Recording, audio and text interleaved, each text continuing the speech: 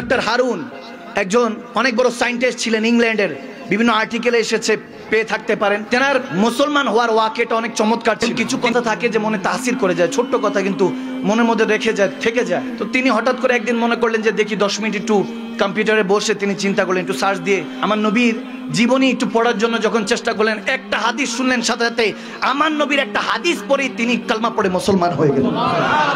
তো ওখানের মধ্যে হাদিসটা এরকম ছোট্ট করে বলবো, আমার নবী সাহাবায়ে কেরামদেরকে নিয়ে, সিরাতের কিতাবে এগুলো এসেছে, ভালো মতো শুনেন।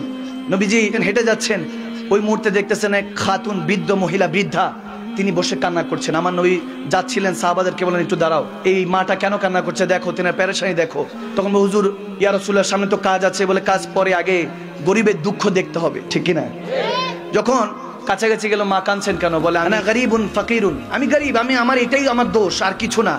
বলে কি হয়েছে, কেন কেন কাঁদছেন কেন, আমাকে বলেন, খুলে বলেন। আমার দয়াল নবী রাহমাতুল্লাহ আলামিন দুঃখের কথা শুনছেন। একটাবার চিন্তা করুন না, আমাদেরও তো কত রকম পেরেশানি আছে। এই পেরেশানিটা যদি একবার দয়াল নবী স্বপ্নে এসে বলে, কি উম্মত, কি পেরেশানি আমার কাছে বল, তাহলে আমার নবী যদি দুঃখ কষ্টগুলি শুনে, দুঃখ কষ্ট লাঘব করে দিবেন কে? আওয়াজ দেন না কে? ওই মহিলাকে বলতেছেন, বলো। বলতেছে, আমি একজন মহিলা, ইহুদি মহিলার কাছে কাজ করি, তেল আনতে পাঠিয়েছে 5 দিরহাম দিয়ে, আমি 5 দিনার দিয়ে তেল নিয়েছি, মাটিতে পড়ে তেলের ওই বোতলটা পড়ে ভেঙে গিয়েছে, জমিন চুষে নিয়েছে, তেল তো আর বের করতে পারবো না, কাচ্ছি, গেলে আমাকে মারধর করবে, চাবুক মারতে পারে, আমাকে বকা দিতে পারে, বৃদ্ধ হয়ে গেছে, এখন আর সহ্য হয় না, এ তো অত্যাচার সহ্য হয় না। আমার নবী হযরতে বেলালকে ডাক দিয়ে বলতেছেন, যাও বেলাল, 5 দিনার নিয়ে আসো। তারপরে সাথে সাথে বেলাল রাদিয়াল্লাহু তাআলা হুজরাত থেকে, আমার দয়াল নবীর ঘর থেকে 5 দিনার এনে, 5 দিরহাম নিয়ে তাকে আবার ওই তেলের বোতল কিনে দিল, কিনে বলতেছে যাও। এখনো কাঁদতেছে, বলে এখন কেন কান্না করছো? বলি ইয়া রাসূলুল্লাহ, এখন কান্না করছি এই জন্য যে এখন লেট হয়ে গিয়েছে, এই জন্য মারতে পারে, গরিব তো এটার জন্য মার খেতে পারি। এরকম যখন বলতেছে, নবীজি বলতেছে, টেনশন করিস না, তোর সাথে আমি যাব। সুবহানাল্লাহ বলবেন না? সুবহানাল্লাহ বলবেন না? দয়াল নবী নিজে গিয়েছেন, গভীর খেয়াল, একজন কাফের কালমা পড়ে মুসলমান হয়েছে, শুধু এই হাদিস, আমার নবীর এই দয়া দেখে আমরা সেই নবীর উম্মত, আমাদের মধ্যে দয়া মায়াই নেই।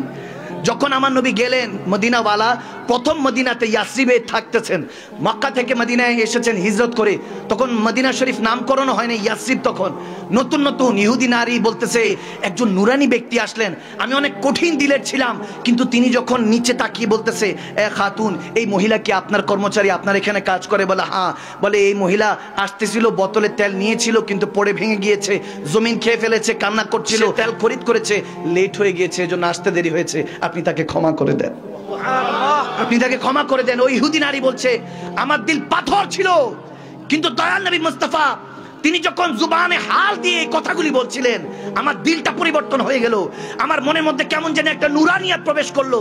তেনার জুবানের কথা তাসির আমার দিল পর্যন্ত আল্লাহ পৌঁছে দিলেন। তিনি চলে যাচ্ছে, ইহুদি নারী বলতেছে, আমি তোমাকে ক্ষমা করে দিয়েছি, যাও, চলে যাও, সমস্যা নেই, কাজ করো। তখন যেতে যেতে আমার নবী যখন তেনাদের থেকে বিদায় নিয়ে চলে যাচ্ছেন, ওই মহিলাকে বলতেছে, ইনি কে ছিল যে তোমার সুপারিশ করলো? তিনি কে ছিল যার চেহারা মোবারক দেখার সাথে আমার হোশ ও হাওয়াস চলে গিয়েছে? আর সেই চেহারা মোবারকের কথা হযরত হাসান বিন সাবিত রাদিয়াল্লাহু তাআলা কত সুন্দর করে জোকে বলতেন যে ইয়া রাসূলুল্লাহ, আপনাকে যখন দেখি, আপনাকে দেখলে মনে হয় যে আপনার চেহারার মতো কোন চেহারা দুনিয়াতে আমি দেখি নাই। আমি হাসান বিন সাবিত, আপনাকে যখন দেখি মনে হয় কোন মা এই দুনিয়াতে এরকম সন্তান পয়দা করেন নাই। খুলিকতা মুবারক আমিন কুল্লি আইবিন, আমার মনে হয় আল্লাহ আপনাকে ত্রুটিহীন, আপনাকে কোনো ডিফেক্ট ছাড়া বানিয়েছেন। কান্নাকা কাত খুলিকতা কামাতা। হাসান বিন সাবিত সাহাবায়ে রাসূল বলতেছেন, ইয়া রাসূলুল্লাহ, আমার মনে হয় আপনি যেমনটা চেয়েছেন রব্বে কারীম আপনাকে তেমনটা বানিয়েছেন। সুবহানাল্লাহ, আল্লাহু আকবার। সে প্যারা নবীর শান আজমাত বলে শেষ করা যাবে না। সজীবতা ও স্নিগ্ধতায় নিজেকে ডুবিয়ে রাখুন সব সময় ইব্রুনের প্রিমিয়াম এবং কোয়ালিটিফুল আতরের সাথে। অর্ডার করতে এখনই ভিজিট করুন www.ibrun.com।